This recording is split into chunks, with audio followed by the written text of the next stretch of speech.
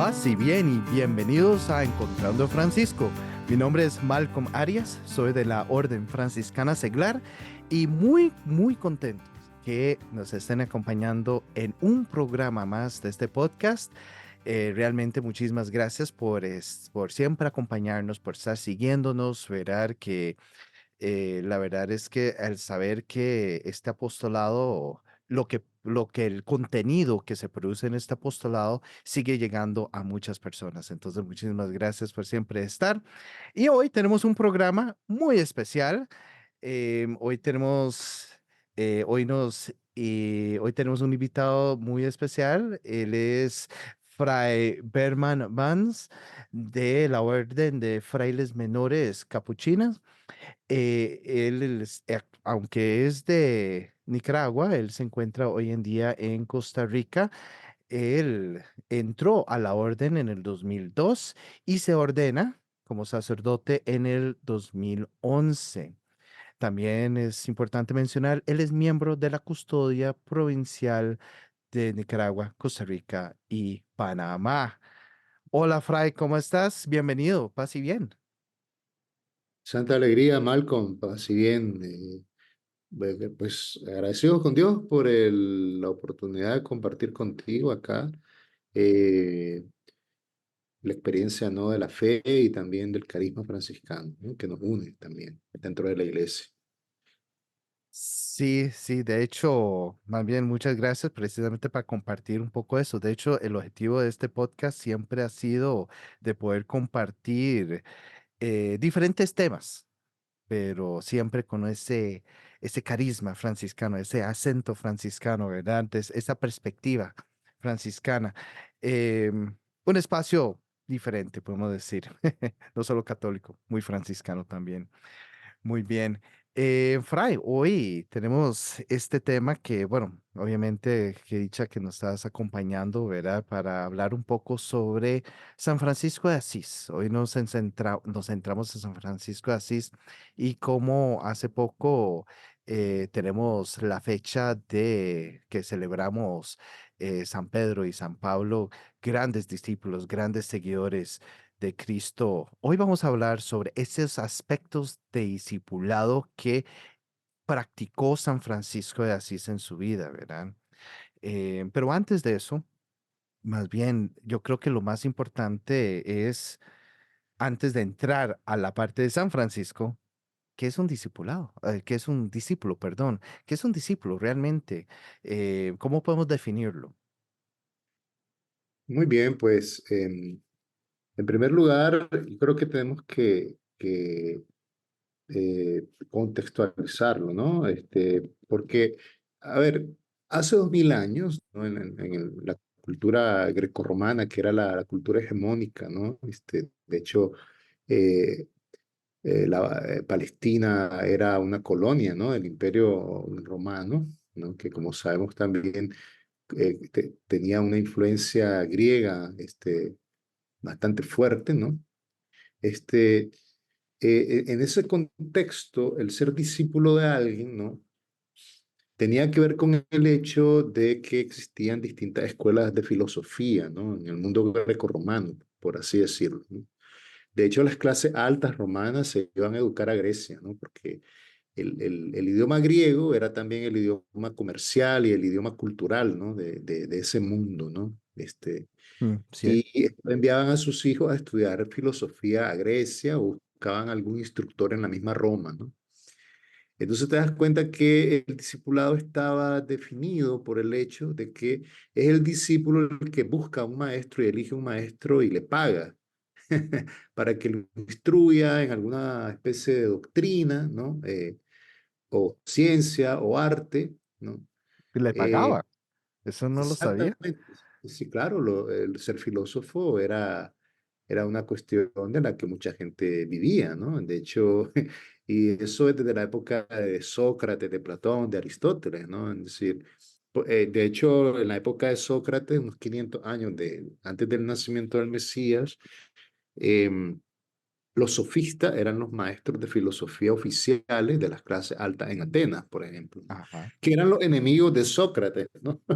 en cierto sentido, ¿no? Porque Ujú, Sócrates siempre está desenmascarando a los sofistas, diciendo que ellos dicen saber cosas que en realidad no saben, ¿no? Entonces, de ahí viene la famosa frase del Sócrates, yo solo sé que no sé nada, ¿no? Que supuestamente es el oráculo de Delfo, el que dice que Sócrates es el hombre más sabio de Grecia porque es el único que admite que no sabe nada y que por eso quiere aprender, ¿no? Y anda ujú. preguntando por aquí y por allá para saber, ¿no? Entonces, Interesante. en la época de Jesús eso no ha cambiado, ¿verdad? La cultura grecorromana, recordemos que los romanos son herederos de la cultura helenística, ¿no? Fundada por Alejandro Magno. Y el concepto de maestro-discípulo es el concepto hegemónico, podríamos decir, de maestro-discípulo, el que impera en ese mundo greco-romano, del cual Palestina, la Palestina de Jesús, no está exento, ¿no? Porque son una colonia del imperio, ¿verdad? Mm, Sí, con su propia cultura, su propia religión, su propia estratificación social, respetada por los romanos en tanto y en cuanto ellos se sometan al yugo político, social y económico del imperio, ujú, que es ese gran contubernio que existía en la época de Jesús entre la dinastía de los Antipas, ¿verdad? El Sanedrín del templo de Jerusalén, ¿no? Que rige la religión, y los procuradores romanos que están ahí, ¿no? Esto es importante porque recordemos que Jesucristo es un maestro al que se le hace un juicio religioso y después un juicio político antes de su pasión y su muerte, ¿no? sí, Entonces, el cierto. discipulado que Jesús instaura es distinto, ¿no? Porque Él es un maestro que elige a sus discípulos, ¿no?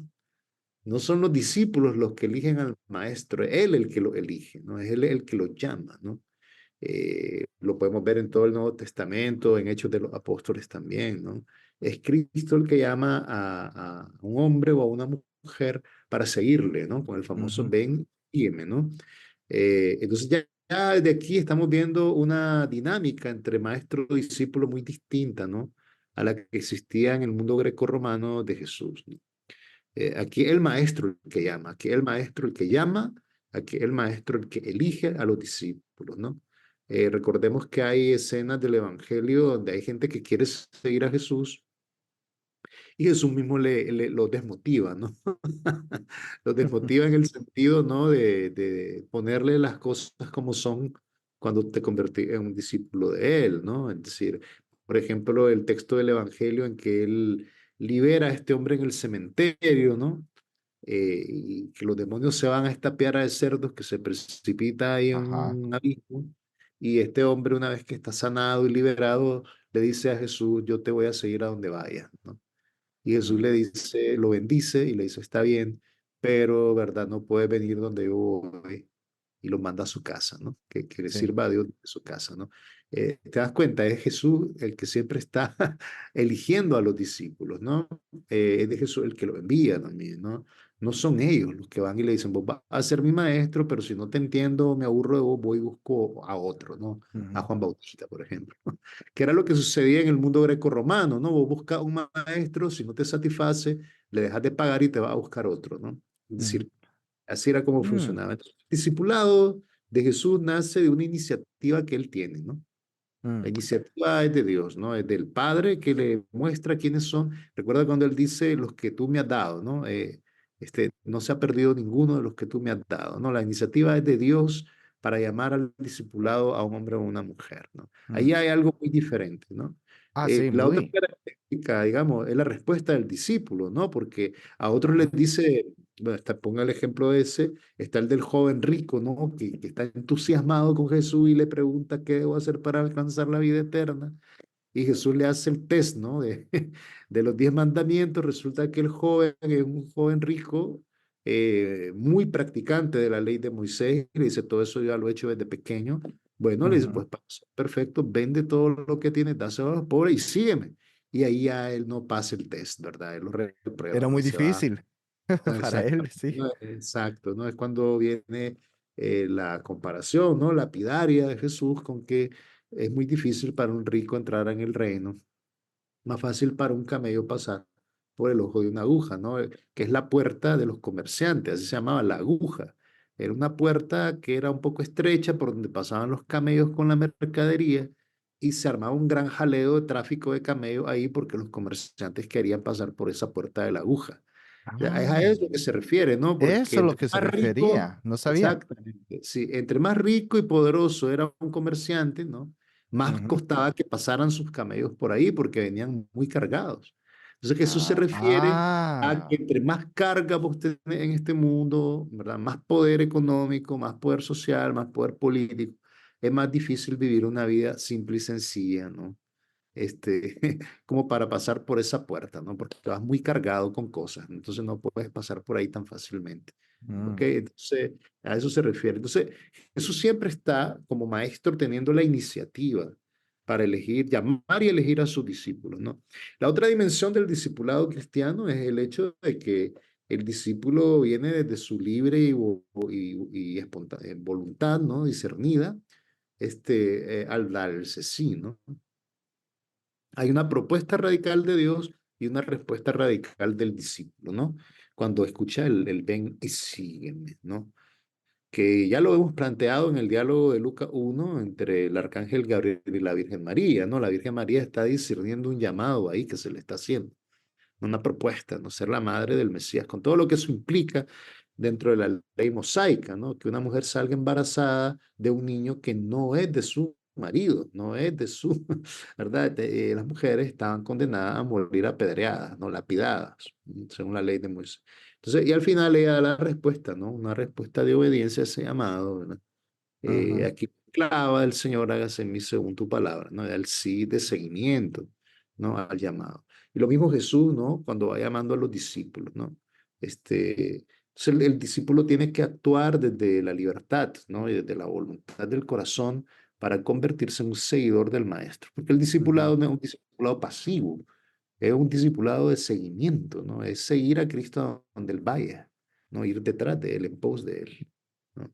Eso es Entonces, interesante, Fray. Disculpe que te interrumpa. Es que ahora estaba pensando, o sea, cómo se hubiera sentido los discípulos, los apóstoles incluso, em, porque, digamos, usted lo que dice, había más bien una cultura que más bien la persona buscaba al maestro, el discípulo más bien buscaba al maestro, aquel quería seguir y aprender de, pero aquí fue al revés. O sea, eso me imagino que pudo haber sido un impacto fuerte para los discípulos. O sea, yo no andaba buscando, más bien me buscó el ujú, maestro a mí y me dice a exactamente. mí seguirlo. Eso tuvo que haber sido muy impactante. Claro, sobre todo porque eran algunos de ellos judíos que no eran académicos, ¿no? No Mm, pertenecían a las filas de los maestros de la ley, precisamente, ¿no? O al Sanedrín, ¿no? O a la ujú, clase sacerdotal, o a los líderes del fariseísmo o de los saduceos, ¿no? Son ujú, pescadores, pescadores, ¿no? Probablemente con ciertos problemas, ¿no? De analfabetismo, ¿no? De limitaciones de académicas, ¿no? claro. Pescador se dedicaba a pescar, no es que iba a aprender a leer y escribir en ese tiempo, ¿no? No necesariamente, porque recuerda que en ese mundo saber leer y escribir era un poder. No todos tenían el poder de leer y Mm, escribir, ¿no? ah, interesante. Era un privilegio la cultura en la Palestina de ese tiempo, ¿no? Ujú, claro. Y resulta que a este tipo de personas las que él va llamando, o sea, un cobrador de impuestos era como vemos ahora, un funcionario público corrupto, ¿no? Es decir, aunque siempre Sinónimo. si lo hemos visto así, ¿no? ¿Verdad? Alguien corrupto, ¿cómo es posible que va a ser discípulo de un maestro que enseña la santidad, que enseña, ¿verdad? A un Dios de la misericordia, pero también de la verdad, etcétera, ¿no? También el impacto era ese, porque esta es gente, la mayoría, que no se esperaban ser discípulos de un maestro como este, ¿no? Que va y lo Mm, llama. O sea, María claro. Magdalena era una prostituta, ¿te das cuenta? Es decir, etcétera, ¿no? La samaritana que está en el pozo, la del diálogo aquel, ¿no? De que tenés 7 maridos y el que has tenido y el que está ahora no es tu marido, ¿no? Es decir, Ujú. o sea, ¿cómo te vas a convertir vos en discípulo de un maestro que la primera vez que te habla te saca todas las mantillas al sol, ¿no? Es decir, sin embargo, la mujer sale corriendo a la aldea muy entusiasmada y dice, vean, me encontré un hombre en el pozo que sabe, me dijo todo mi vida. ¿no? Yo creo que el Mesías, ¿no? ¿Te das cuenta? Y va con los de la aldea y se convierten, ¿no? Aceptan el mensaje y se bautizan, ¿no? Muy interesante, ¿no? Es decir, exactamente, eso es un impacto en la llamada, ¿no? Al discipulado. Y más Ujú, aún un impacto porque te desacomoda tu vida como está para convertirte en un seguidor de este maestro, de su persona y de su mensaje, ¿no? Es lo que le pasa a Leví, ¿no? Que es ujú. este cobrador de impuestos corruptísimo, un trepador social de primera, ¿no? Manipulador y oportunista, ¿no? Un arribista, ¿no? Que le llamamos, que es tan arribista que no puede ver pasar al maestro, entonces se trepa a un árbol para verlo desde arriba, desde el palco, ¿no? Cierto. Es un signo de su actitud de él, ¿no? Entonces, Mm, y Jesús le dice, bájate de ahí que voy a comer en tu casa, ¿no? Y el hombre pues se convierte, ¿no? Es decir, se tira aquel discurso entusiasmado, ¿no? De saberse incluido por un rabino considerado santo, ¿no? Que llega sin miedo ni temores a comer con él y su familia cuando la demás gente lo ve como un corrupto, un pecador público irredimible, ¿no? Es decir, ujú. y Jesús es cuestionado por eso también, ¿no? Es decir, obviamente aquí hay una dimensión del discipulado y del maestro muy diferente a la que existía en ese mundo, incluso entre las escuelas rabínicas de ese tiempo, no, las escuelas Sí. teológicas, mejor dicho, porque los judíos, ¿verdad? Ellos iban, se hacían fariseos porque ellos querían, ¿no? ¿Verdad? Habían, obviamente, influencias familiares, culturales, etcétera, pero vos podías, si querías ser un fariseo, un saduceo, un maestro de la ley, vos ibas a buscar la formación con esos grupos, ¿ves? No es que los grupos andaban ahí sacándote de tu casa para meterte ahí por una cosa. Vos te nacías donde te latía el corazón y te metías ahí si tenías la oportunidad, ¿no? Jesús no, Jesús va, llama, le desinstala la vida al tipo que recibe el llamado, al hombre o mujer que recibe el llamado, y se convierten en seguidores suyos, ¿no? Van donde él va, aprenden las actitudes que él le enseña sobre la relación con Dios, le enseña a orar, ¿no? Le enseña a vivir en comunidad, en Ujú, fraternidad, le enseña también a dejarse llenar por el Espíritu, ¿no? Que es el Espíritu también de su Padre, para que el Espíritu haga a través de ellos la obra, ¿no? Cuando lo ujú, envía a expulsar demonios, ¿no? A hablar del reino, a hacer los milagros que el Espíritu hacía también con Jesús, lo van a hacer ellos también. ujú. Entonces, hay, digamos, tres pilares, ¿no? De ese discipulado, ¿no? Que es la oración, lo vimos esta semana en los textos, ¿no? De la liturgia de la palabra, de la iglesia, cómo Jesús enseña a orar a sus discípulos, ¿no? A hacer ayuno, a practicar la limosna. Hay una dimensión distinta a la maestría judía, ¿no? Así que era una espiritualidad muy del bombo, ¿no? Del que te vean, ¿no? Es decir, y Jesús es todo lo contrario, ¿no? Dice, cuando oren, enciérrense, cierren la puerta, en el silencio, en la soledad, en los secretos, porque el Padre ve en los secretos, ¿no?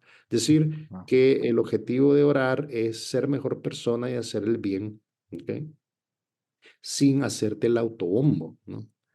Y él enseña eso a ellos ayer lo vimos en el texto del Padre Nuestro, ¿no? Cuando enseña a orar y vuelve a hacer énfasis en la cuestión de calladito más bonito, ¿no? Entonces, el claro. discipulado está basado en cómo aprendo a orar, a relacionarme con Dios desde mi ser, sin máscaras, ¿verdad? Cómo practicar una vida comunitaria, una vida fraterna que trasciende las clases sociales, las culturas, ¿no? Porque Sí. una comunidad donde ya nadie, dice San Pablo en Gálatas, ¿no? En Gálatas 4, ¿no? Lo dice, ya nadie es esclavo libre, griego o judío. Somos todos hijos de un mismo Padre por la fe y la gracia del Espíritu que hemos recibido en Cristo Jesús, ¿no? Es decir, una comunidad y una fraternidad que trasciende las culturas, trasciende las clases sociales, etcétera, etcétera. ¿Ok? Eso es nuevo, ¿no? En el discipulado de Cristo. Entonces, ese modelo de comunidad es distinto, ¿no? Y luego la cuestión del testimonio, ¿no? De que una comunidad, ¿verdad? Un discípulo, el discípulo seguidor de Cristo también enviado por el mismo maestro a hablar la buena nueva, ¿no? A transmitir la buena nueva del reino, igual que el maestro lo hace. ¿Ok? Sin imposiciones, sin violencia, ¿verdad? Es decir, que Importante. ahí es donde llevamos 2000 años rebalándonos con la cáscara del banano, ¿verdad? Sí. Cuando queremos imponer el evangelio, ¿verdad?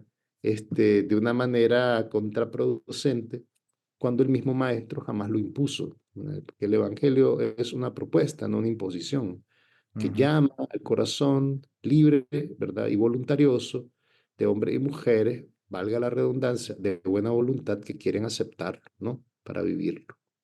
ujú, Entonces ahí está, ¿no? Ese discipulado, primero, primera característica, Dios tiene la iniciativa de amarte, a ser discípulo, ¿ok? En ese discipulado va a aprender una nueva forma de relacionarte con el Dios Trino y Uno, que es Padre, Hijo, Espíritu Santo, a través de la oración como experiencia fundante de la fe, una oración de conversión constante, ¿no? Que no se puede quedar en el mero rezo de los labios para afuera, sino que nos va transformando cada día, ¿no? ¿En qué? En mejores personas, en mejores discípulos, en mejores seguidores, ¿no? Y luego implica también una nueva forma de abrirte a la fraternidad, ¿no? Con los demás, ¿no? Con la creación incluso, ¿verdad? Eso ya lo vamos a ver cuando veamos a San Francisco, ¿sí? Y ujú, claro. también nos enseña una nueva manera de dar testimonio de la fe en este Dios trino y uno que es comunidad también de amor, ¿no? ¿Por qué? Porque es una religión no violenta, ¿sí? Es una religión que propone una manera de ser en el mundo, de incluir a los demás, que no implica la violencia, ¿sí? Sino la libertad en la respuesta, ¿sí? Entonces, eso creo que son como las características del discipulado cristiano, ¿verdad? El discipulado de los seguidores de Jesús, ¿no? Son llamados y son elegidos, ¿no? Es Él el que lo llama, es Él el que lo elige. Eso es una novedad completamente en el Mm, contexto de hace 1000 años en la Palestina de Jesús, ¿no? qué Muy bien. interesante. Entonces, habían otros, bueno, de fijo, habían otros maestros en Palestina en ese momento, pero Claro. no practicaban lo mismo. O sea, ellos no, o sea, aparte que los buscaban a ellos como maestros, pero la prédica, entonces, era diferente. Claro. Por ejemplo, Juan Bautista, ¿no? El grupo de Juan Bautista fue un grupo muy poderoso, con muchos seguidores. Aún en la época del Evangelio de San Juan, que la redacción del Evangelio de San Juan y el Apocalipsis son entre el año 100 y el año 120. Estamos hablando un siglo después del nacimiento del Mesías y el grupo de Juan Bautista seguía siendo fuerte todavía en ese contexto de la Ah, destrucción interesante. del templo, ¿verdad? Porque era un grupo que se fue consolidando también. Y Juan Bautista no existen los testimonios, al menos en el Nuevo Testamento, de que él anduviera llamando discípulos. Los discípulos llegaban donde él y una vez que los bautizaba en el Jordán se convertían en seguidores de Juan Bautista. De hecho, recuerda que creo que me parece que Andrés y Santiago, me parece, eran primeros discípulos de Juan Bautista. Es cuando él les dice, ahí Cierto. va el Cordero, ¿verdad? Que ve pasar a Jesús, es que ellos se ponen a seguirlo, ¿no? Ahí medio stalkers, ¿verdad? Cuando el Señor se Cierto. vira y les dice, ¿verdad? ¿Qué quieren? Y ellos le dicen, queremos, maestro, queremos saber dónde vives, ¿no? Y él les dice, vengan y verán, ¿no? Verán. Pasan Ujú. una tarde con él y luego cuando vuelven a aparecer se encuentran a Simón Pedro y le dicen, hemos encontrado al Mesías, ¿no? No sabemos qué rayos pasó en esa platicada que se dieron a eso de las 4 de la tarde, probablemente, ¿no? Que ellos salen Sí. convencidos de que ese es el Mesías, ya no son seguidores de Juan Bautista, ¿te das cuenta? Ujú, A partir cierto. del vengan y verán, se convierten en discípulos de Jesús de Nazaret y aparecen ya diciendo que encontraron al Mesías, ¿no? Es decir, Sí, eso.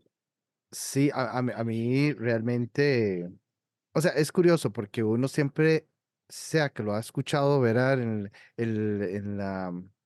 en las misas, cuando uno va a la misa, o si no lo ha leído, pero realmente nunca le he puesto tanta atención como ahora, lo que estás mencionando, que realmente es una invitación de acercarse a Cristo, compartir con Él, establecer una relación con Él y con eso establecer una relación con los demás. Ujú, Y es todo se enfoca hacia un carácter de amor. ujú, sí, porque la iniciativa que el maestro tiene en nombre de su padre, recordemos que él no hace nada si no es, ¿verdad?, en diálogo y en comunión con su Padre, ¿verdad? Él mismo lo va a Ujú, decir en otro texto, ¿verdad? Todo lo que yo hago es lo que mi Padre, ¿verdad? Él vino a hacer la obra de su Padre. Entonces la iniciativa de esta maestría es de Dios, ¿no? Y es una ujú, iniciativa amorosa que él tiene de llamarnos a ser sus discípulos y sus seguidores. ¿M? Con esa característica, pues un maestro de oración es un maestro de vida comunitaria en el amor y es un maestro misionero también, porque él es un enviado del Padre. Y así como el Padre lo envió a él envía al Espíritu Santo y nos envía a nosotros, ¿no? Como discípulos suyos, a construir el reino, ¿no? A través del testimonio, a través de las palabras, a través de nuestra forma de ser y hacer en el mundo, ¿no? Desde el Espíritu. Sí, ujú, podríamos decir que esas son, ¿no? Las características de, así a grandes rasgos, ¿no? Se podría hablar más de esto, ¿no? Pero ujú. creo que el podcast no nos va a dar tanto tiempo para No, hablar, no. ¿no? Con más densidad de las características, ¿no? Del discípulo y seguidor, porque hay que insistir en esto, ¿no? El discípulo de Cristo no es un discípulo pasivo que recibe una ciencia o una doctrina o un arte, un oficio, ¿verdad? De parte de un maestro y está pasivo ahí recibiendo la clase en un pupitre, ¿no? Este es un discipulado que nos invita a seguir al maestro, a Ujú, donde quiera que él vaya, ¿no? Y recordemos que él es un nómada, ¿no? El Dios de Jesucristo es el Dios de los nómadas. ujú. Sí, y cuando alguien le dice, te quiero seguir, quiero seguirte, le advierte, ¿no? Como para desmotivarlo o probarlo más bien, ¿no? Y le empieza a decir aquello, ¿no? De que los animalitos tienen sus madrigueras, pero el Hijo del Hombre no tiene dónde reclinar la cabeza, Cabeza.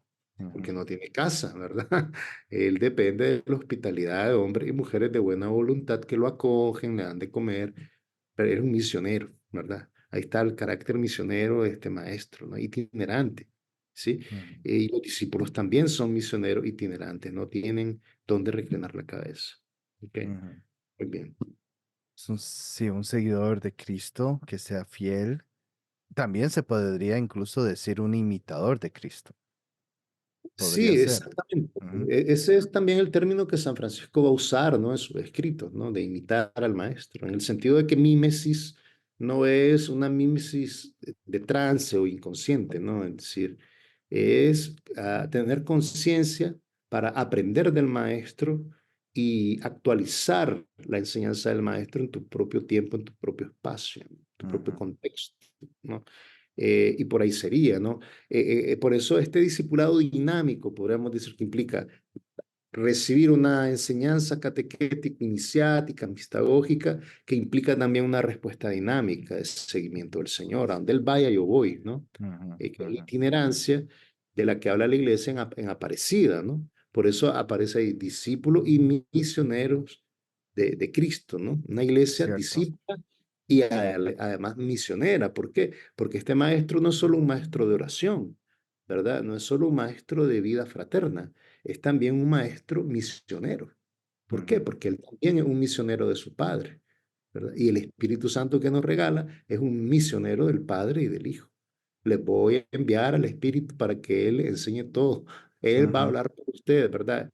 Y una vez que el Espíritu está en los discípulos a través del bautismo, ellos son enviados, ¿verdad? Por el Padre, el Hijo y el Espíritu Santo a construir el reino, ¿no? ujú. Y ese es el lema de Aparecida en la iglesia latinoamericana, ¿no? Es decir, discípulos y misioneros de Cristo, ¿no? Ujú, Ese es el lema de la iglesia en salida, de la iglesia Allentes también, ¿no? De que ujú, somos, es una iglesia misionera, ¿verdad? Como el maestro fue misionero. Entonces, ese sentido de la imitación de Cristo, que va más allá del librito de Tomás de Kempis, ¿verdad? Que era una Ah, cuestión sí. ahí medieval, medio barroca, no tiene que ver sobre todo con una mímesis consciente, ¿no? De aprendizaje, más que de mera imitación mecánica, ¿no? ¿No? Sino de aprendizaje para ir a la praxis, a una praxis dinámica, activa, ¿no? Ujú, Fructífera, ujú. sí.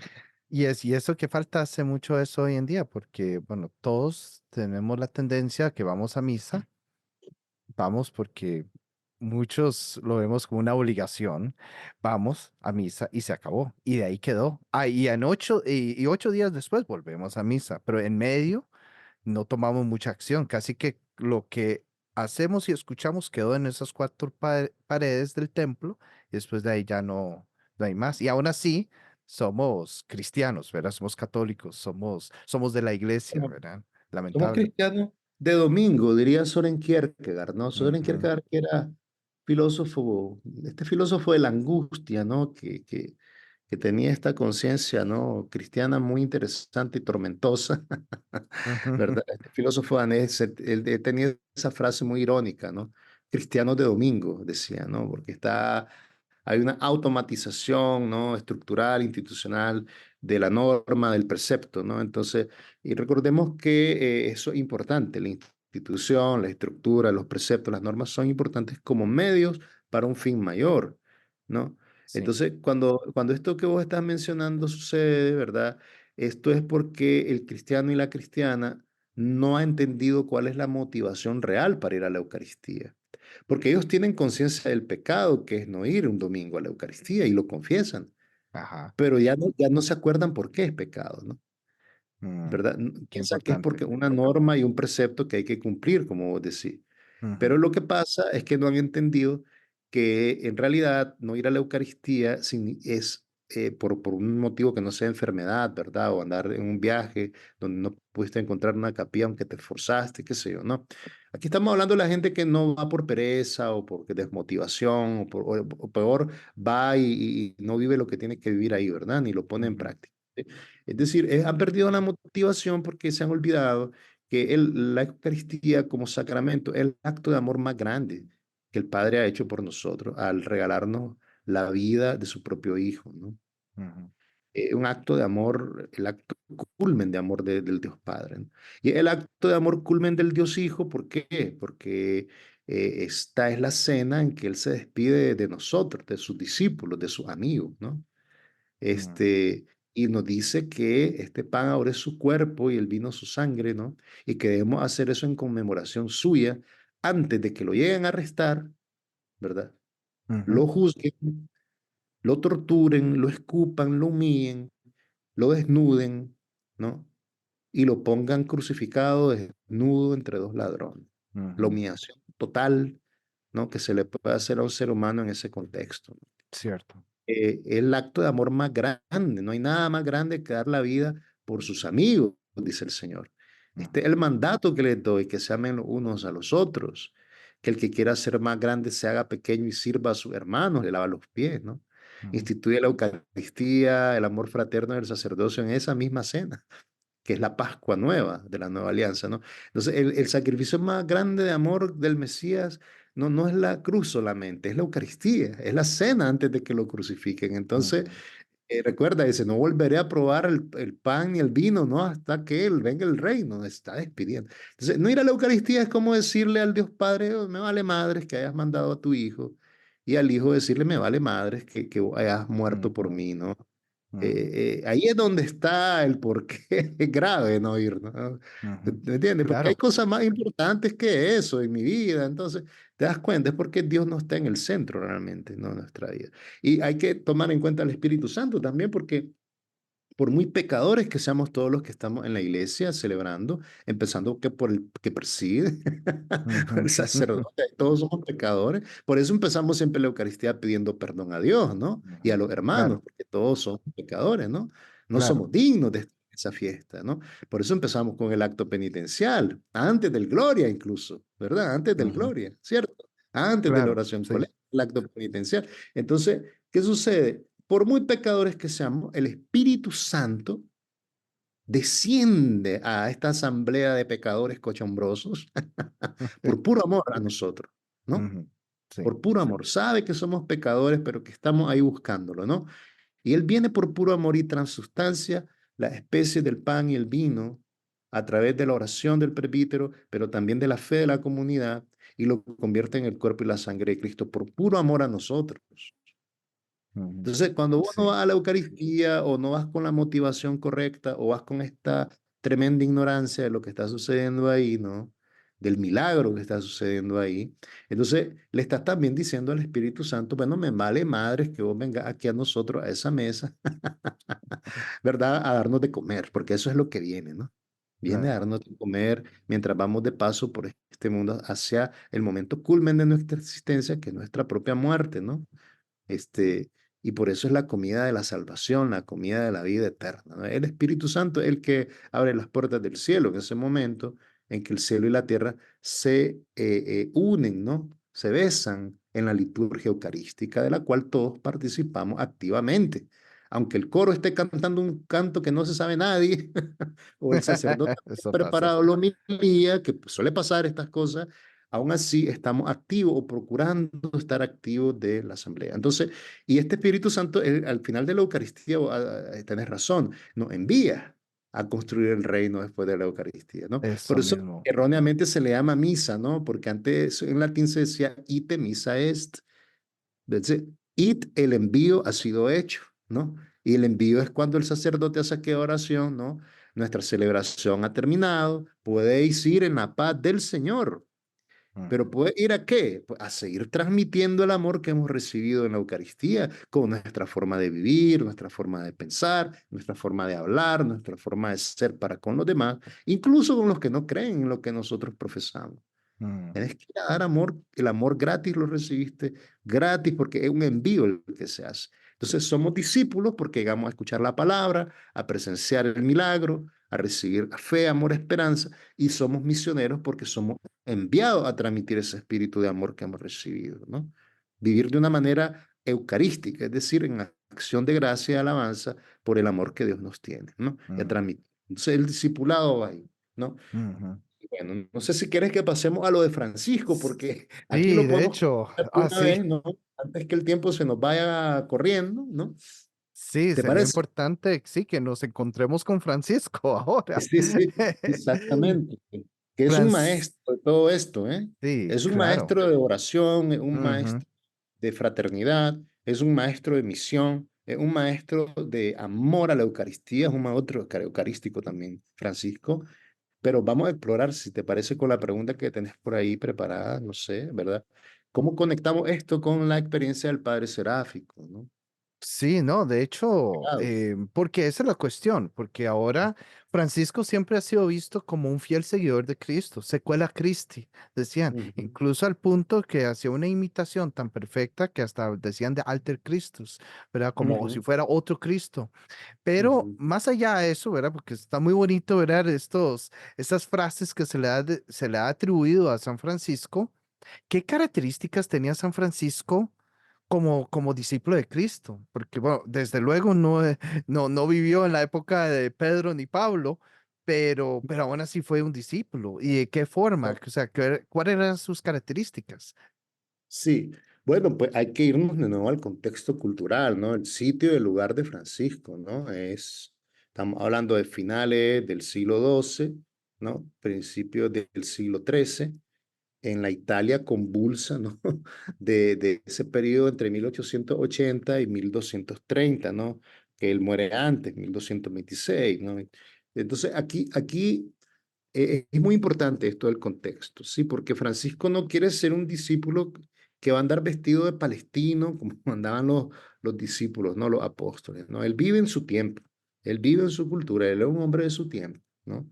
Ujú, Esto también es un llamado, pues, a todos esos franciscanos que, atemorizados por la globalización y todo el desmadre de la secularización agresiva que estamos viviendo, piensan que el refugio es irnos a la Edad Media, también todos nosotros, ¿no? Porque hay que imitar a Francisco como franciscano, entonces queremos, dice, irnos a la Edad Media, ¿no? Bueno, los quiero ver no usando sanitarios, ¿verdad? Ni usando papel higiénico, porque eso no existía hace 800 años en Italia, ¿verdad? No hay que confundir, disculpa que suene un poco soez lo que digo, pero es verdad, ¿no? Una cosa es amar nuestra tradición, ¿ok? Que es linda, lindísima, y otra cosa es confundir, ¿verdad? Los elementos formales de nuestra tradición, ¿ok? Francisco vivió su cultura y su tiempo y la encarnó. Nosotros también tenemos que vivir en nuestro tiempo y nuestra cultura y encarnarla. ¿Verdad? ujú, Aunque nosotros somos depositarios de una tradición. Primero la de la iglesia, que está el depositum fidei, y eso no cambia. Y en eso todos los católicos, les guste o no a algunos, somos conservadores. ¿Por qué somos conservadores todos los católicos, todos los bautizados? Porque nosotros somos los vigilantes, ¿no? Y los portadores de un depositum fidei que hemos recibido y que debemos de transmitir. Estaba antes que nosotros y va a estar después de nosotros. Y no va a cambiar. ¿Sí? No importa las culturas, los tiempos, los espacios. ¿Ok? Entonces, somos conservadores de una tradición. Igual con el legado del Padre Seráfico, ¿no? Porque el legado del Padre Seráfico no es que nosotros vivamos en el siglo XII, en la Italia del siglo XII, del siglo XIII, ¿no? El legado va más allá que eso, es más trascendente que las meras formas culturales, ¿no es cierto?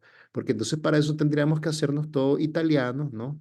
Y empezar a vivir, como te digo, con los hábitos y costumbres del siglo XII, y no se trata de eso, ¿no? Entonces, Claro, en primer lugar, hay una cosa que hay que entender, ¿no? El discipulado de San Francisco de Asís, ¿no? Ahora estamos viviendo una época muy hermosa, ¿no? Los franciscanos, el aniversario de la regla bulada, el aniversario de la regla no cierto, bulada, acaban de pasar, ¿no? Y ha sido como un reayornamiento, ¿no? Una reactualización o puesta al día del carisma, ¿no? Del carisma y del legado del Padre Seráfico de Santa Clara, por supuesto, ¿no? Que está ahí también a la par de él. Este, y bueno, también estamos ahora celebrando los centenarios, ¿no? El año pasado celebramos Grecio, ¿no? El aniversario de cierto. Grecio, ¿no? Que es el primer altar, digamos, ¿no? De la Natividad, donde Francisco hace énfasis, ¿no? En la importancia del misterio de la encarnación como enseñanza de vida, ¿no? Y o ahora estamos celebrando el aniversario también de los estigmas, ¿no? Que recibe él en Albernia, ¿no? Importante. Luego vamos a celebrar también el aniversario de su tránsito, ¿no? También de pronto, ¿no? Entonces, siento yo que todas estas fiestas, más que efemérides, ¿no? En realidad son espacios y tiempos para reflexionar sobre esto, ¿no? ¿Qué es lo que caracteriza el discipulado de Francisco, ¿no? En primer lugar, hay que entender que esto de la imitación de Cristo de Francisco, vuelvo a lo mismo, ¿no? No es que él quiere imitar al pie de la letra a un muchacho hebreo, ¿no? Que vivió hace 2000 años, ¿no? No, Francisco es un hombre de su tiempo, ¿sí? Es un hombre de su tiempo que vive su tiempo y su contexto, pero va a aprender de Jesucristo. Lo primero que va a aprender de Jesucristo a escuchar y a hablar a Dios, ¿no? Es decir, tratar de discernir la voluntad de Dios en su propia vida, desastrosa, ¿no? Lo vemos después que está preso con la guerra de Perugia, pasa 2 años en una cárcel, un aspecto de la vida de Francisco que poco se habla, ¿no? Fue presidiario, fue prisionero de guerra, fue un prisionero político, ¿no? Es increíble que Cierto. muchos franciscanos, cuando hablas de este aspecto, no, ellos quieren que le hables del Francisco y los pajaritos, del Francisco y las flores, ¿verdad? Del paz y bien y esto, pero no se dan Todo lo cuenta que bonito. Francisco fue un preso político por 2 años, Ujú. fue un prisionero de guerra, ¿ok? Que quiso ser caballero, pierde la batalla su ciudad y pasa preso 2 años. Y algo le sucede ahí que él ya no vuelve, ya no es el mismo, él ya no es el mismo. ¿Te das cuenta Sí, de lo esto, no? impactó mucho, lo transformó. Exactamente, le cambia la vida totalmente. Él Ujú. ya no viene con el sueño de ser caballero, de ser un aristócrata, de fundar una familia de sangre azul. Él ya no viene con eso, ¿verdad? Para excepción de su papá. Tampoco viene con Sí, ganas de acumular riqueza y ser el heredero de la textilera del Petro Bernardone, ¿no? O de convertirse en usurero o en banquero, no, no. Todo eso, ¿verdad? Viene en una crisis existencial vocacional, ¿no? ¿Y qué es lo que aprende ahí? Aprende a escuchar a Dios en su vida y aprende a hablarle a Dios porque él no sabe orar. ¿Sí? Él aprende a orar contemplando el valle de Espoleto en sus paseos por el valle de Lumbría, ¿no? Y cuando está delante de la ermita de San Damián, delante del San Damiano, que está ahí el crucifijo bizantino, ¿no? Lo contempla y empieza a hablarle al Señor, ¿no? El famoso ¿qué quieres que haga?, ¿no? ¿Y qué cosa es la centralidad de la oración de los cristianos? Discernir la voluntad de Dios, lo que en la Edad Media se llamaba el quaerere dominum en latín. Oramos para buscar el querer de Dios en nuestra vida. Queremos armonizar nuestra voluntad con la de Él. Y eso es la santidad. La ujú. santidad es hacer la voluntad de Dios de manera obediente aunque te cueste. ¿Sí? El que está en eso está santo, está en santidad. Eso es lo que entendemos en oración, ¿no? Lo que está buscando es hablar con Dios y escuchar a Dios. ¿Y lo aprende de quién? De Jesucristo, ¿sí? O sea, Francisco aprende a orar gracias al maestro de oración que es Jesucristo, ¿no? Cuando ustedes oren, oren en lo secreto, no sean como los hipócritas que oran para que todos lo vean. Francisco va a buscar la soledad y el silencio del Valle de Espoleto, ¿no? A la ermita de San Damián, ahí solito, ¿no? Aprende a orar del maestro. ¿Y qué es lo que aprende a orar? El Padre Nuestro, ¿no? Mm. Empieza a saborear las palabras del Padre Nuestro y a hablar al Padre y a escuchar al Padre. Eso es lo que aprende. Por eso se convierte en la oración encarnada, Francisco se dice, ¿no? Era el hombre hecho oración, dicen los biógrafos, ¿no? Lo dice Celano, lo dice San Buenaventura, ¿no? Era un hombre que siempre estaba contemplativo, incluso cuando estaba actuando, ¿sí? ¿Y de quién aprende esto? Pues lo aprende de Jesús, que combina lo activo con lo contemplativo, ¿no? Jesucristo se retira al desierto en silencio, pasa una madrugada orante, los discípulos le dicen, ¿qué está haciendo? Está orando. Y le dicen, Señor, enséñanos a orar. Y bueno, cuando usted ore, vuelve a lo mismo, ¿no? Soledad, silencio, discernimiento, ¿ok? Vigilia para no caer en tentación y luego digan estas palabras. Eso es lo que aprende Francisco de Jesús. Aprende a orar, aprende a ser contemplativo aún en lo activo, porque Jesús está orante, silencio, soledad, pero también va a la acción, a la prédica, va a hacer los milagros, a curar enfermos, ¿no? A consolar a los que están sufrientes, ¿no? Entonces, Francisco es un hombre contemplativo y activo a la vez, y eso lo Cierto. aprende de la oración de Jesucristo. ¿Sí? No va a hacerse benedictino en un monasterio para encerrarse, ni va a pasar en un eremitorio toda su vida, encerrado como un cartujo, ¿no? No, no, no. Él entiende que hay que ser ermitaño, contemplativo, pero también hay que ser misionero, hay que ser activo, hay que ser comunitario. Y eso lo aprende de Jesús, que es contemplativo y activo a la vez. ¿Ves? Ahí está, digamos, el discipulado de Francisco en cuanto a su vida de oración, ¿no? Luego está el discipulado de Francisco en cuanto a la vida fraterna, ¿no? ¿Qué es lo que escribe en el testamento? ¿No? Porque aquí, antes de pasar a esta cuestión del pilar de la fraternidad, hay una cosa importante en la oración franciscana, ¿no? En la oración de Francisco empieza por un reconocimiento de su propia miseria, ¿sí? Por eso, Mm, hermanos penitentes cierto. de Asís, ellos no se llaman franciscanos, se llaman hermanos penitentes de Asís. Él entiende la penitencia de otra manera, ¿no? Sí. Dice él, ¿verdad? Yo tengo que reconocer quién soy delante de Dios y quién soy un pecador. Soy un nadie, soy una miseria, ¿no? ¿No? Él no llega ahí con la ínfula, ¿verdad? De lo bonito que él es y los dones, no. Se confronta con Dios y lo primero que le aparece no es el currículum vitae, es el currículum mortis. Todas Ujú. sus vergüenzas, sus deshonras, sus lepras. ¿Por qué le tenía horror a los leprosos? Él lo dice en el testamento, ¿no? Le tiene horror a los leprosos porque en realidad los leprosos, ¿m? Le transmiten cómo se siente él por dentro. Ver a un leproso le causa horror porque los leprosos son lo que él es por dentro, Ah, yo ¿sí? no lo Por había eso, visto así. Qué por curioso. eso claro, por eso les tiene horror. Es solo a través de la oración al pie del San Damiano que él va a reconocer su miseria y se va a confrontar con su propio lado oscuro, con su propia lepra. Mientras él no abrace su lepra, ese hombre no puede vivir en el amor a los demás. Hasta que él abraza a ese leproso y lo besa, que él puede abrazar su propia lepra. ¿Te das cuenta? Entonces la Mm, oración va a llevar a la vida fraterna, a la vida comunitaria. Porque después de reconocer su miseria, él va a experimentar la misericordia. Es decir, Dios ve nuestra basura y se compadece cuando nos ve roto, el ego roto por el suelo, el orgullo roto por el suelo, delante de nuestra oscuridad, nuestra miseria. Dios se compadece de un hijo así que está quebrado y está llorando arrepentido, ¿no? Y una ujú, vez que experimente esa misericordia de Dios, ahora sí la puede ir a practicar con los demás miserables que son sus hermanos. Por eso el mm. noviciado de los hermanos penitentes de Asís eran 2 años cuidando a los leprosos. Vos querías ser fraile, querías ser un hermano penitente de Asís. El noviciado no era ir a estudiar teología a la Sorbona, no era ir a leer a los grandes padres de la iglesia, a los teólogos, no. El noviciado era ir con los leprosos 2 años. Mm, Y el que pudiera pasar eso ya podía ser un hermano penitente de Asís. ¿Te das cuenta? Eso lo aprende él de Jesucristo, ¿no? Ok, entonces él va a construir la fraternidad, lo dice en el testamento, ¿verdad? Después que te describe la escena del leproso, cómo le cambia la vida, aquello de lo dulce se me volvió amargo y lo amargo se me volvió dulce, ¿verdad? Dice, cuando nadie me sí, decía qué tenía que hacer, el Señor me dio hermanos. hermanos, ¿Viste? El cierto. Señor me dio hermanos. ¿Qué significa esto? Él va a aprender esto del Mesías.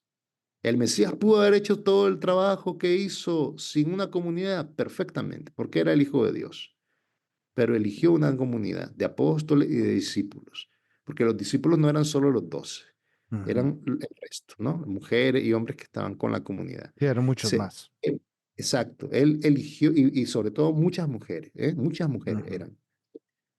Y él funda una comunidad para hacer el trabajo de prédica del reino, el querigma de la buena nueva, a través de la comunidad, ¿no? Funda una comunidad. Y no es una comunidad color de rosa, hermanos franciscanos, hermanas franciscanas, ¿no? No son los ositos cariñositos tirando amor ahí, con corazones rosados, ¿no? Eran tremendos esos apóstoles, cómo se peleaban entre ellos, o se ruchaban el piso. Eso está ahí en la palabra de Dios, está en el Evangelio, está en los hechos de los mm, apóstoles, cómo chocaban, habían desacuerdos, ¿no? El uno sí, le quiere robar el mandado al otro. Bueno, al final en la Pascua uno lo vende por 30 monedas, ¿verdad? El otro, el líder lo niega 3 veces, el claro. resto salen corriendo y lo dejan solo, ¿verdad? Es decir, a excepción de las mujeres, Curioso. no está nadie en el Via Crucis, a excepción de Juan, que está al pie de la cruz en el Evangelio del discípulo amado, ¿no? Entonces te Sí. das cuenta, esta es la fraternidad de Jesús, ¿verdad? Hombres y Ujú, mujeres con muchas miserias, con muchas tendencias al pecado, ¿no? A la traición, a la lealtad, pero él elige siempre la fraternidad, Cristo.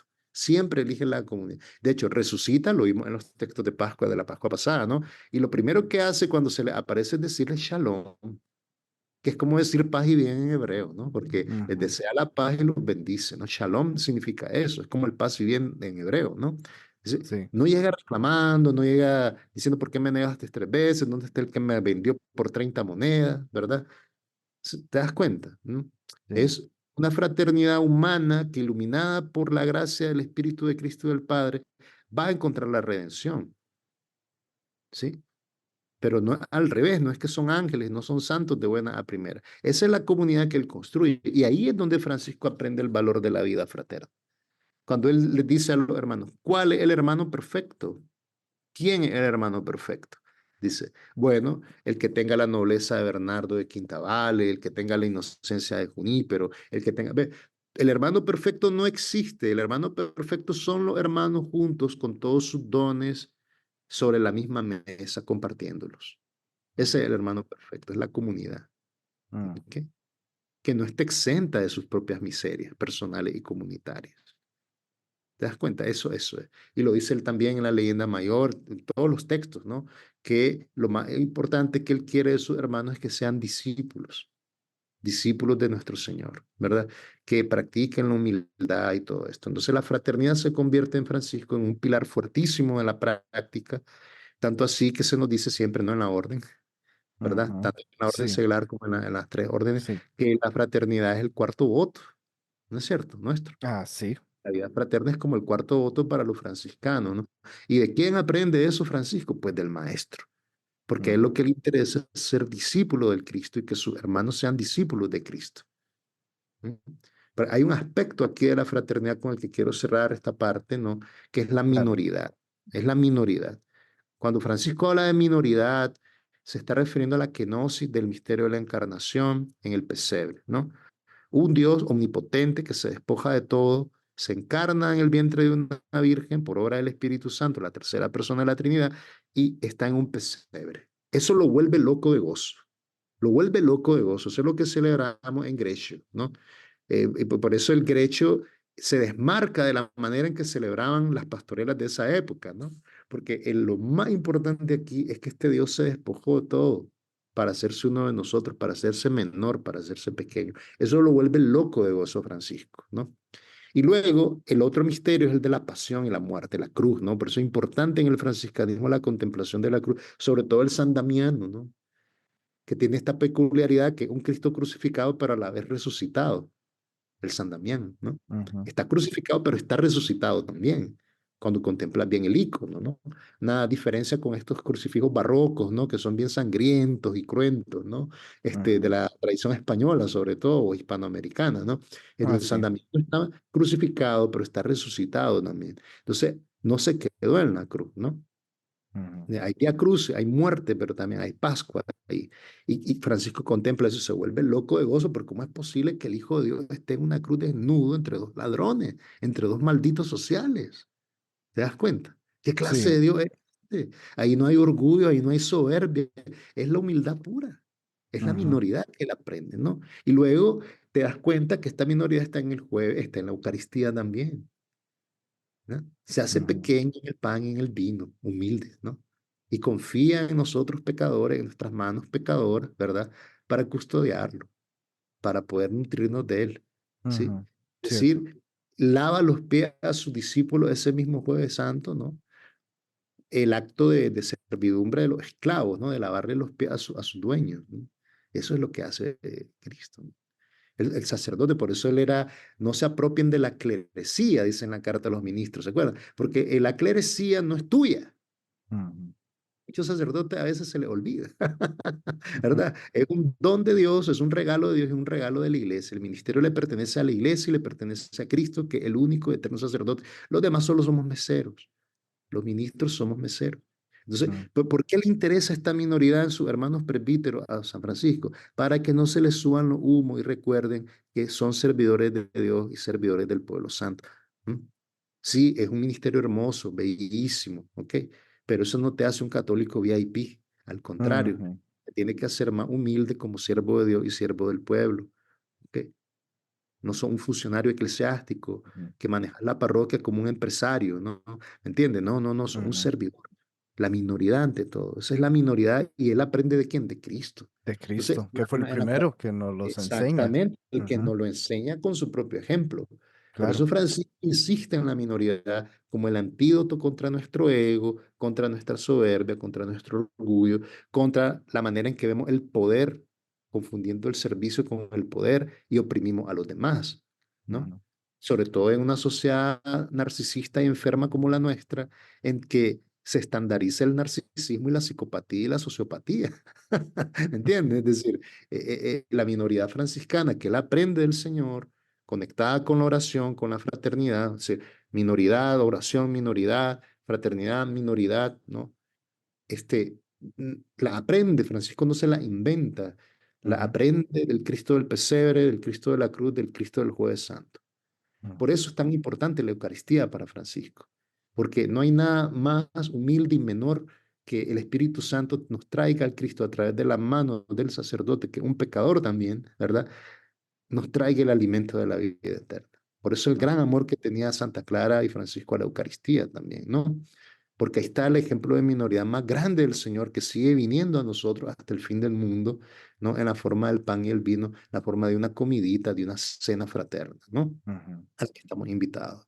Y a partir de ahí, la misión también, ¿no? Los franciscanos no van con el garrote a evangelizar, ujú, van con paz y bien en los labios y en el corazón, porque saben que el evangelio es una propuesta de amor y de sabiduría. No puede ser impuesto con la violencia, ¿sí? ujú. Por eso los dominicos también aprendieron esto, ¿no es cierto?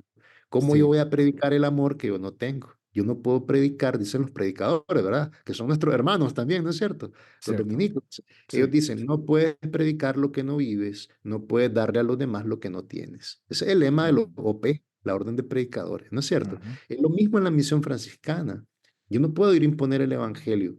Voy a proponerlo a través de mi propio testimonio, desde la minoridad. Soy un misionero porque soy menor. Eso es lo que trata de rescatar Aparecida en el contexto latinoamericano actual y también es la tradición de los misioneros que vinieron acá, ¿no? El sermón de Montesinos, ¿no? De Antonio de Montesinos en Dominicana va por ahí, que es la denuncia contra la violencia que se está ejerciendo contra los pueblos nativos originarios de parte de la corona española. Dicen, esto no es Cristo, esto no es el Evangelio. Estamos hablando del gran héroe misionero que fue Fray Antonio de Montesinos, ¿no? El dominico, ¿no? Y vos ves cómo las misiones en América Latina vienen por ahí también. Al final, los pueblos originarios y mestizos terminaron comprendiendo mejor a través de los misioneros franciscanos, mercedarios, dominicos, jesuitas, lograron entender mejor al Cristo sufriente que los que estaban en el poder. ¿No es cierto? Sí, Lograron sí, sí. entender mejor la minoridad franciscana. Por eso es que el catolicismo sigue siendo tan fuerte en nuestros pueblos. Y por eso es que el franciscanismo sigue siendo fuerte en América Latina también, ¿no? Porque entendemos bien a este Cristo de la minoridad que Francisco nos enseñó. ¿Sí? Mm, Entonces, en resumen, lo que Francisco va a aprender como discípulo del Maestro es la oración, la vida fraterna y la misión desde la minoridad. ¿Sí? No se puede entender la oración si no hay minoridad, no se puede entender la fraternidad si no hay minoridad, no se puede entender la misión si no hay minoridad. Y esto lo aprende él de Jesucristo mismo, del Maestro. Por Sí. eso es que Francisco es el alter Christus, no solo porque tenga los estigmas, ¿no? Etcétera, etcétera, etcétera. Los estigmas más bien son fruto de la gran penitencia suya, porque así como el Señor le dio hermanos y Francisco el santo de la fraternidad fue lo que más le costó y le hizo sufrir a él también, Ujú. ¿no? Sí. Cuando él le quiere imponer a los conventuales, ¿no? El no tener propiedad y vivir como mendigos, como él vivía cuando eran más de 5.000 hermanos. Y quiero terminar con Ujú. eso, ¿no? Con Santa Clara, ¿no? Claro. Esta escena en que él ya tiene más de 2 años de no visitar a Santa Clara, porque está en estos grandes pleitos, ¿no? Existenciales, vocacionales con sus hermanos que quieren tener propiedades, bibliotecas, conventos, etcétera, que no es nada extraordinario, ¿no? En las películas que hemos visto, los ponen como los malos a los pobres conventuales, ¿no? Y no es verdad, ellos también están leyendo el Espíritu Santo de la iglesia, ¿no? Ujú. Pero están en un conflicto con Francisco porque Francisco dice que eso no fue lo que el Señor quería, no, eso es lo que el Señor a mí me pidió. Y Ujú. ellos se defienden diciendo, sí, padre seráfico, ¿no? El maestro, pero usted puede vivir eso, pero los demás no. La orden se debe seguir. Ya me entiendo, vamos a caer en alguna herejía, tienen mucho miedo, ¿no? Y al final la Claro. iglesia protege y defiende a los hermanos, ¿no? Por eso este gran pleito, ¿no? Entre la regla bulada, la no bulada, todas estas discusiones que han habido, ¿no? Ahora en el aniversario. Pero en realidad los dos tienen razón. Ujú. Francisco está en lo correcto, pero los hermanos también están en lo correcto. Aquí el problema es la percepción de la voluntad de Dios, lo que provoca el conflicto entre ellos. Y este conflicto, bueno, Francisco es hermoso, es bellísimo, era un genio de la espiritualidad, era un gran maestro, pero Ujú. también tenemos que recordar que es un poeta, ¿no? Ujú. Y era un poco histriónico, un poco dramático, como todos los poetas, ¿no? ¿No? Y él se pasa 2 años sin visitar a Santa Clara, muy condolido por lo que está pasándole a la orden, ¿no?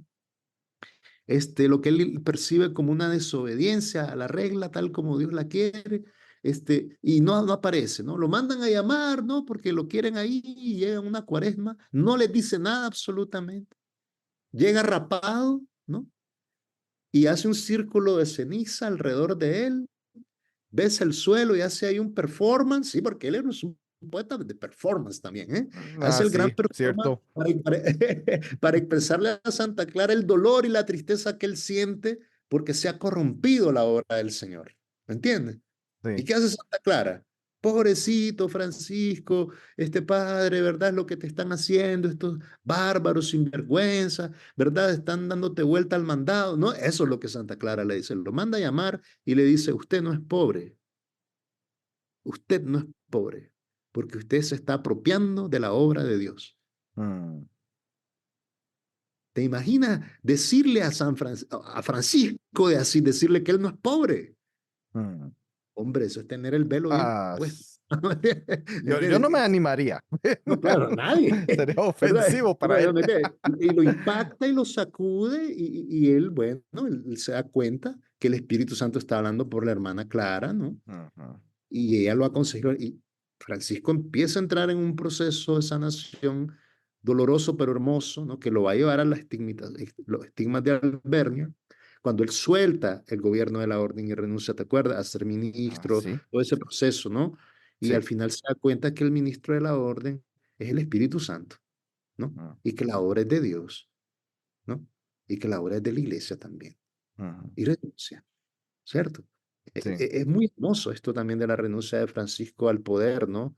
Dentro de la orden. Es sí. un gran legado para nosotros desde la minoridad y por eso el Alter Christus, porque se entrega, ¿verdad? A Dios y a su hermano, ¿no? Aunque él no está de acuerdo con todo, pero él se entrega. ¿Sí? ¿Y Ujú. de quién aprende esto? Pues del Cristo del pesebre, del Cristo de la cruz. Se entrega a la voluntad de Dios. ¿Mm? Y Mm. nos deja ese legado maravilloso que ya sabemos, ¿no? Y yo creo que por ahí Sí, sería, ¿no? Esto, para ir cerrando, ¿no? sí, y precisamente para ir cerrando, tal vez una última pregunta, o más bien para ver qué consejos le daría a las personas que están escuchando, ¿verdad? Que obviamente habrán franciscanos como aquellos que tal vez no lo sean, pero en fin, ¿qué consejos nos daría a nosotros los laicos para poder ser auténticos discípulos de Cristo hoy en día, en nuestra realidad de hoy? Bueno, hermano, pues En primer lugar, yo creo que tiene que ver con vigilar, ser vigilantes, ¿no? Y entusiastas con los dones que Dios nos ha dado en el bautismo, ¿sí? O sea, todos los bautizados debemos de llevar una vida de oración, todos los bautizados debemos llevar vida fraterna, comunitaria, y todos los bautizados somos misioneros, ¿sí? Eh, no necesariamente tienes que ir a la Amazonía o a África o a Asia, que es la concepción un poco eurocéntrica y hasta asimétrica, ¿no? Mm, sí, No, cierto. no, de la misión, no, no, es ser misionero es dar testimonio del amor de Dios en tu vida, de lo que Dios hace en tu vida cada día y que vos lo puedas transmitir con tus palabras, que lo puedas transmitir con tu forma de ser y de vivir en el mundo de hoy, ¿sí?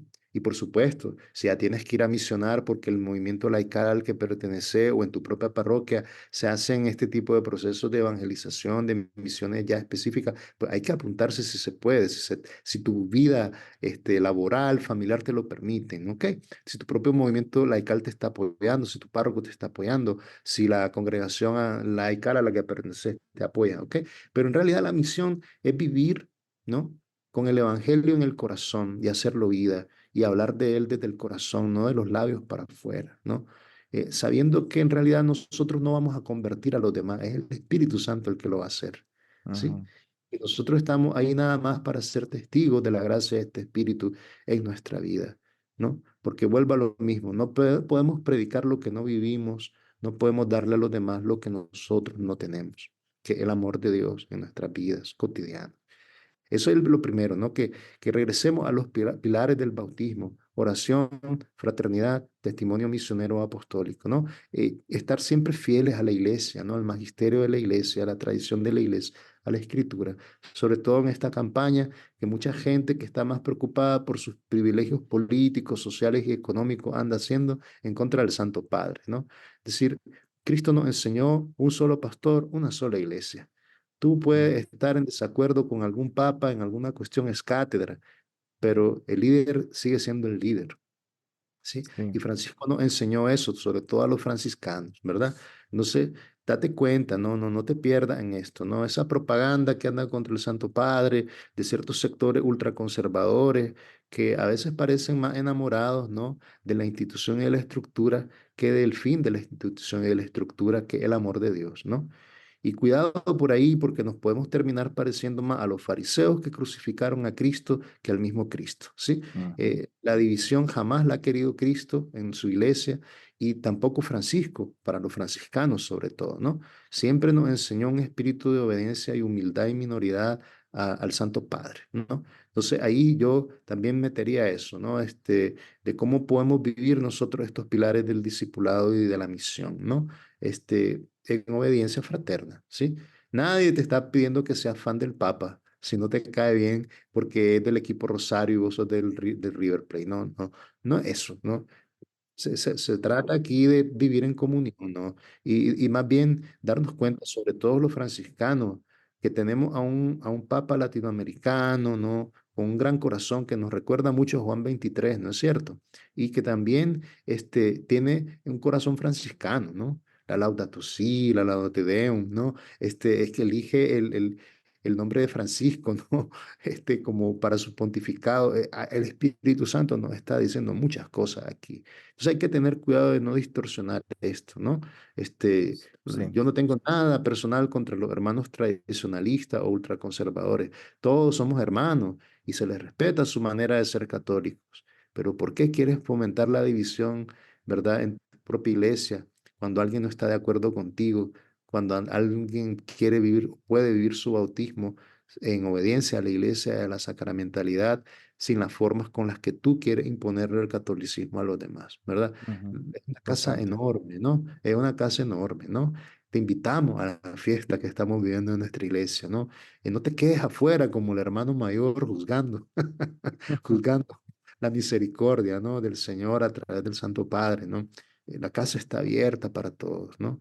Y tenemos que seguir orando por la unidad de la iglesia y los franciscanos tenemos que dar ejemplo de esto también desde la minoridad, sin imposiciones, sin violencia, sino como propuesta de amor. Mm, Yo creo que por ahí a los franciscanos, pues, estamos viendo un tiempo de mucha gracia como orden, en todos los aspectos, ¿no? Y yo le invitaría a usted a reflexionar en los años de los estigmas en la minoridad franciscana, en el misterio del pesebre, en el misterio de la cruz, en que todos tenemos que crucificar a nuestro ego, a nuestro orgullo, ¿no? En aras de nuestra propia alma franciscana, ¿sí?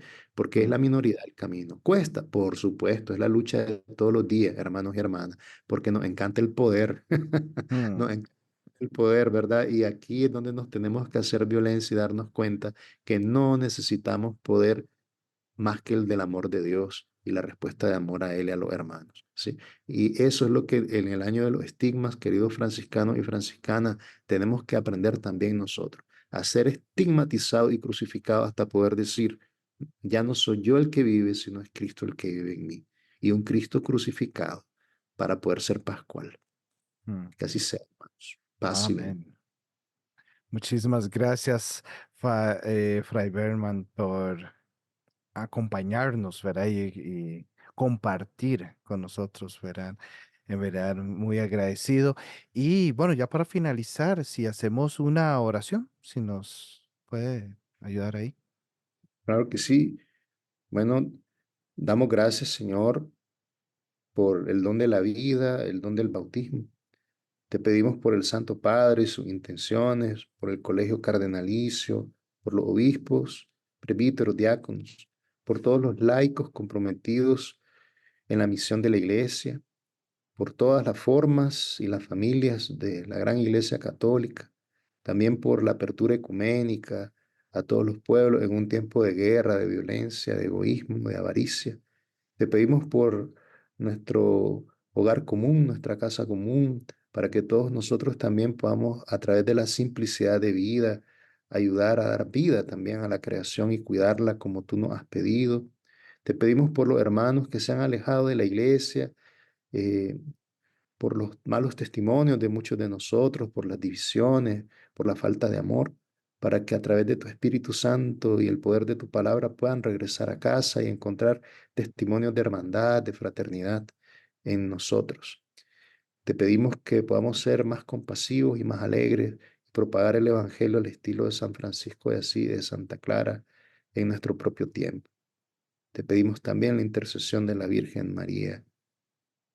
Todo esto te lo pedimos por Cristo nuestro Señor. Amén. Amén. Bueno, de nuevo, muchísimas gracias, Fray. Y bueno, también muchísimas gracias a todos ustedes que nos han acompañado el día de hoy. Si han disfrutado de este episodio y que consideran, ¿verdad?, que es una bendición, por favor, compártelo con a otras personas. También recuerde, síganos, siempre suscriba, ¿verdad?, al podcast Encontrando a Francisco en Spotify, Apple Podcast y también nos encontramos en YouTube. Suscríbanse a nuestro canal de YouTube y también denle click a la campanita para que puedan recibir notificaciones cuando hay nuevos episodios. También recuerde seguirnos a nuestras redes sociales en Facebook e Instagram. Nos encuentra como Encontrando a Francisco. Y también a nuestro correo electrónico que nos pueden perfectamente escribir en cualquier momento con sugerencias, con un saludo, con lo que guste, ¿verdad? Estamos en encontrandoafrancisco@gmail.com. Como siempre, les pedimos que sigan orando por este apostolado para que siga siendo una bendición en la vida de muchas personas. De nuevo, muchísimas gracias por acompañarnos y nos vemos en la próxima. Paz y bien. Santa alegría.